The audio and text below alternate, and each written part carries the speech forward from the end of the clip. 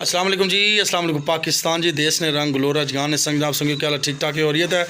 इस टाइम असा मौजूद हैं जनाब एक बैठक की सूरत बैठे हुए हैं और अज बरार साहब ने निगरानी च जितनी यूनिट बैठी हुई इन्होंने कभी ना ही है तो अजहर साहब साढ़े को आ गए तो असा मौके ने फ़ायदा चाया तो इन्हें क्या है जनाब को मजाज ने दो त्रै शेर सुनासन। जी अजहर साहब,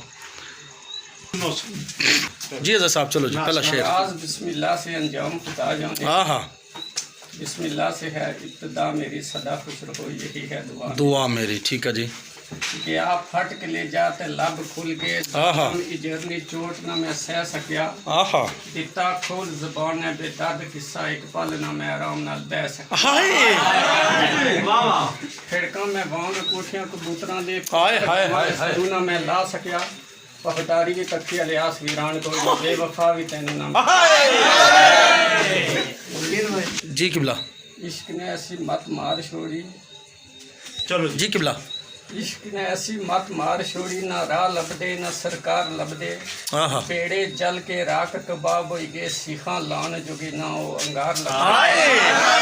जेड़े जिंदगियां नहीं होए नसीब सानू मोया वो कदू फुल्लां ने हार लभदे। बाल जुल्फां ने चिट्टे अलियास कर छोड़े हालें तक नहीं पिछड़े। जी इरशाद करो, सारे नहीं नजर मेरी नजर ने सब नहीं नजर सब नहीं नजर तक विकास नहीं शादी बस सूसी जड़ाना मैं ये राजे विकास ने शादी पर सारा सा सिलसिला जितने हवाब करने पे जी जी सॉरी अलियास भाई। एक गुरबत ते दूजी तकदीर खोटी तीजा मैनू मैनू आयामा मिलिया। फेसबुक दा सब होया गैरी पंजवां देसू परदेस ठिकाना। छवीं अकल कोई नहीं सतवीं शक्ल कोई नहीं अठवां लकब भी मैनू दीवाना मिलिया। नावां रोना विच किस्मत ने अलियास मेरे दसवां यार भी मैनू बन के भगवाना। ठीक है संगियो, इजाजत के इंसान ये जी वीडियो बनाई फ़कत तुसा के साने मरिया बनाई। अल्लाह पाक तुसा परदेसियों की सलामत रखा।